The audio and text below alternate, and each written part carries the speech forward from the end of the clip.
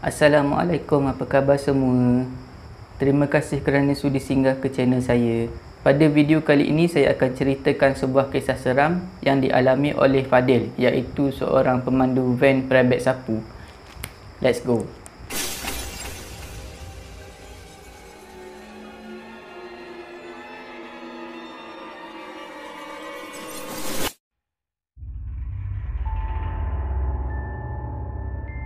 Kisah ni berlaku pada tahun 90-an. Masa tu kalau orang kampung nak pergi ke bandar, dia akan naik bas ataupun naik private sapu. Pada siapa-siapa yang tak tahu, private sapu ni adalah perkhidmatan transport van daripada bandar ke kampung dan daripada kampung ke bandar.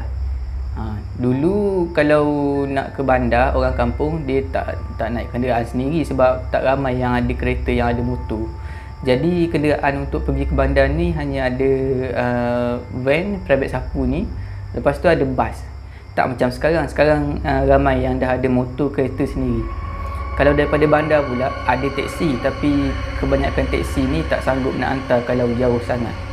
Lagi satu, tambang lagi murah kalau naik private sapu kalau daripada bandar. Sebab kalau naik teksi ni boleh muat dalam 2 orang macam tu je. Kalau private sapu, naik van ni boleh naik sampai 10-12 orang. Jadi tambangnya lagi murah. Cerita ni bermula pada satu malam. Fadil macam biasalah, dia tunggu pelanggan, dia tunggu penumpang di sebuah terminal bas di bandar untuk ke kawasan kampung. Di terminal bas tu, Fadil dia ada seorang pembantu. Pembantu tu kerja dia cari customer lah, cari penumpang. Dia pergi tanya orang tu, orang ni nak balik mana, nak balik kampung sini-sini ke, kalau nak naik sini-sini boleh naik dengan saya. Dia tunjuklah van Fadil. Dia lah yang cari penumpang tu, customer. Fadil ni buat perkhidmatan van private sapu ni dah lama. Dia dah jadi pemandu van ni dalam 6-7 tahun macam tu lah. Fadil ni dia suka bawa van, dia suka bekerja pada malam hari sebab kalau malam ni tak panas. Lepas tu jalan pun tak sibuk. Tapi itulah, kalau kerja private sapu ni kadang-kadang ramai pelanggan, kadang-kadang tak, ikut nasib lah. Tapi biasa kalau hari Minggu, malam Minggu memang ramai orang yang daripada bandar nak balik ataupun daripada kampung nak pergi ke bandar. Pada malam kejadian misteri tu, kejadian seram tu, Fadil dia tunggu di sebuah terminal bas. Malam tu malam biasalah, bukan malam Minggu, jadi tak ramai orang. Fadil menunggu di dekat bas dia lah. Lepas tu datanglah pembantu dia ni, cakap, "Bang, saya dah cari bang, malam ni memang tak ramai, cuma 3 orang je yang saya dapat penumpang." Fadil pun jawab lah, "Tak apalah, 3 orang pun, tapi abang nak pergi tandas kejap ni." Lepas tu pembantu dia pun cakap, "Jangan lama sangat bang, kesian dekat penumpang ni tunggu lama." Lepas tu Fadil pun pergi ke tandas. Keluar daripada tandas, Fadil tengok jam dah pukul 11. Maknanya dah boleh bergerak lah. Tak boleh lah nak tunggu lagi. Bila dia dah masuk dalam bas pula. Bila dia dah masuk dalam van, duduk kat kursi pemandu tu, Fadil ni pun betulkanlah cermin pandang belakang. Cermin rear view tu. Dia tengoklah jumlah penumpang betul ke ada 3 orang. Lepas tu dia tengok ada 4. Ada tambah pula seorang. Dia pun tengok dia berpaling ke belakang tengok. Betul lah ada 4. Agaknya tadi masa aku pergi tandas tadi ada lagi seorang naik kot. Fadil fikir macam tu. Jadi jam pun dah pukul 11, jadi tak boleh nak buang masa lah. Fadil pun start enjin dan terus bergerak keluar daripada kawasan terminal tu. Masa Fadil tengah pusing van dia nak keluar daripada terminal bas tu, dia nampak pemandu dia ni macam lambai dekat dia. Lambai macam tu. Lepas tu dia tunjuk dalam van. Dia macam menggelabah macam tu. Fadil ni pun terfikirlah, kenapa pula tu. Lepas tu Fadil ni terfikir, dia nak bagi tahu tadi tu kot ada lagi seorang naik. Sebab tadi pembantu dia cakap 3 orang. Jadi dia nak maklumkanlah dekat Fadil ni ada lagi seorang agaknya. Fadil fikir macam tu. Tapi yang Fadil ni pelik sangat, pembantu dia tu nampak macam menggelabah sangat. Macam ada benda penting nak bagi tahu, tapi dia tunjuk macam tu je, tunjuk kat dalam macam tu je. Jadi Fadil ni fikir mungkin nak bagi tahu pasal tambahan lagi seorang penumpang tu lah. Jadi Fadil ni angkat je lah tangan, tunjuk okey, tunjuk macam tu, okey macam tu. Lepas tu terus bergerak keluar daripada terminal. Jadi dalam van tu ada 4 orang penumpang.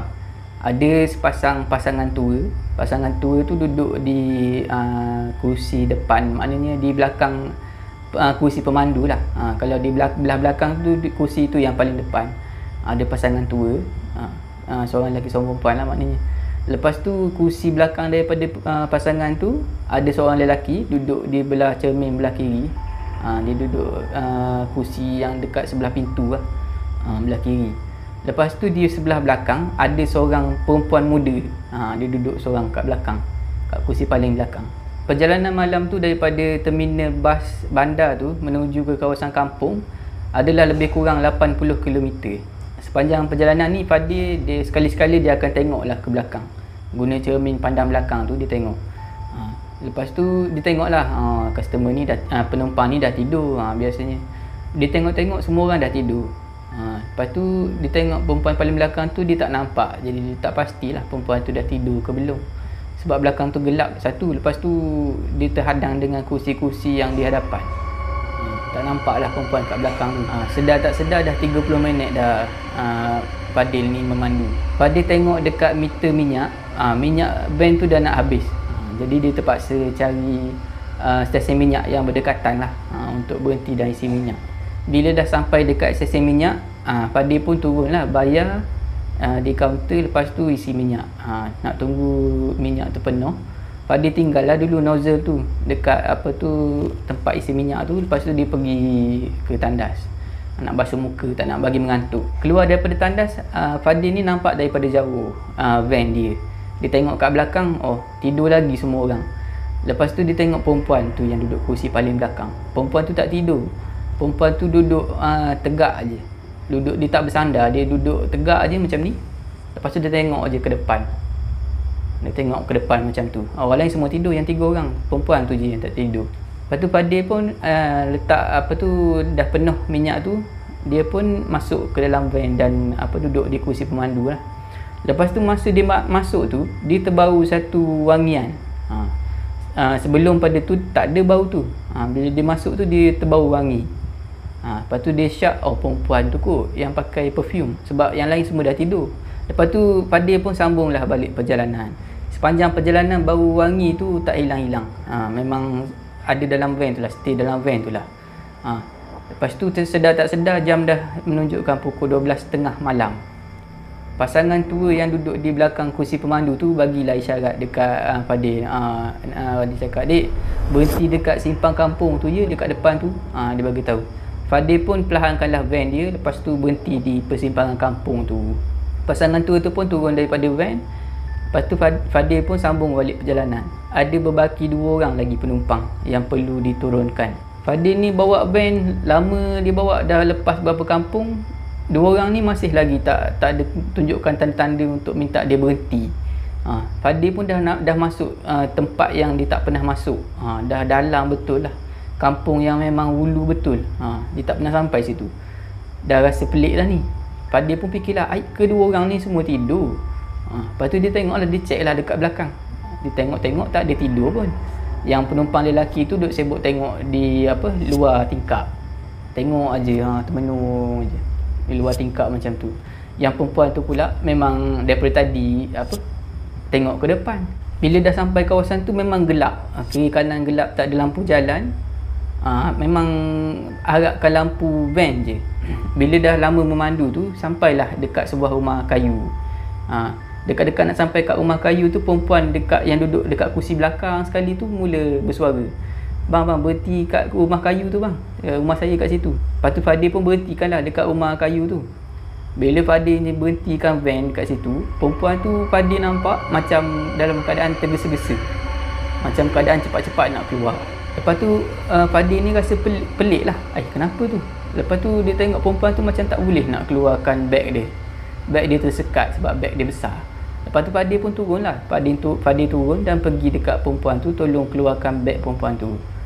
Bila dah ada di luar van, perempuan tu ucapkan terima kasih lah dekat Fadil sebab tolong dia keluarkan beg tu tadi. Fadil ni bagi tahulah, tak ada masalah, memang dah kerja saya pun. Lepas tu Fadil ni terperasan perempuan ni muka dia pucat macam orang dalam ketakutan. Bila Fadil nak masuk balik ke dalam van, perempuan tu pesan dekat Fadil, "Bang, bawa van hati-hati bang," dia cakap. "Jangan lupa pasang ayat Quran," dia cakap, dalam van. Fadil pun dah pelik lah, kenapa budak ni pesan macam ni kat aku. Tapi dia cakap tak apalah, dia cuma senyum je lah. Dia senyum, lepas tu dia angkat tangan, macam tu lah, terima kasih, macam tu lah. Lepas tu Fadil pun sambunglah balik perjalanan.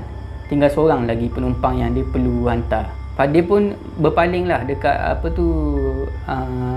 penumpang, seorang lagi penumpang lelaki yang duduk kat tepi tingkap tu. Tanya, "Bang, nak turun kat mana ni bang?" Lepas tu lelaki tu jawab, "Kampung sebelah, kampung depan," dia cakap. Lepas tu Fadil bagi tahulah, okey, tapi nanti abang dah dekat nak sampai rumah abang tu, abang kena bagi tahulah saya, sebab saya tak pernah masuk kampung tu. Lelaki tu senyap je. Tak apalah. Fadil pun teruskanlah perjalanan. Sepanjang perjalanan nak menuju ke kampung sebelah tu, Fadil ni dia selalulah tengok ke belakang, tengok guna cermin pandang belakang tu. Dia tengok abang ni asyik tengok luar je. Dia asyik termenung kat luar je. Dah dekat nak sampai ke simpang kampung tu, lelaki tu mula senyum. Dia senyum. Tapi kalau tengok senyuman dia, bukan senyuman yang gembira. Senyuman yang macam bercampur sedih. Macam tu. Muka dia macam sedih, tapi mulut dia je tersenyum. Saya nak explain pun tak tahu macam mana. Lepas tu Fadil pun masuklah ke kampung tu. Dia masuk aja, dia tunggu aja abang belakang ni bagi tahu berhenti kat mana. Tapi abang belakang yang duduk belakang ni tak bersuara apa pun. Lepas tu Fadil ni tanyalah, "Bang, nak berhenti kat mana ni bang? Nanti bagi tahu saya kalau nak berhenti." Lepas tu abang belakang tu bagi tahu, "Tak apa, apa tu depan lagi dia cakap. Fadil ni pun lalu je lah, lalu straight aja masuk ke dalam. Dah lepas banyak rumah ni, rumah kampung. Tapi abang tu tak ada suruh berhenti pun. Lalulah sampai kat sebuah sekolah ni. Lepas pada sekolah tu semua kebun getah. Dah tak ada rumah, tak nampak rumah dah. Lepas masuk lagi dalam, Fadil ni nampak adalah sebuah rumah.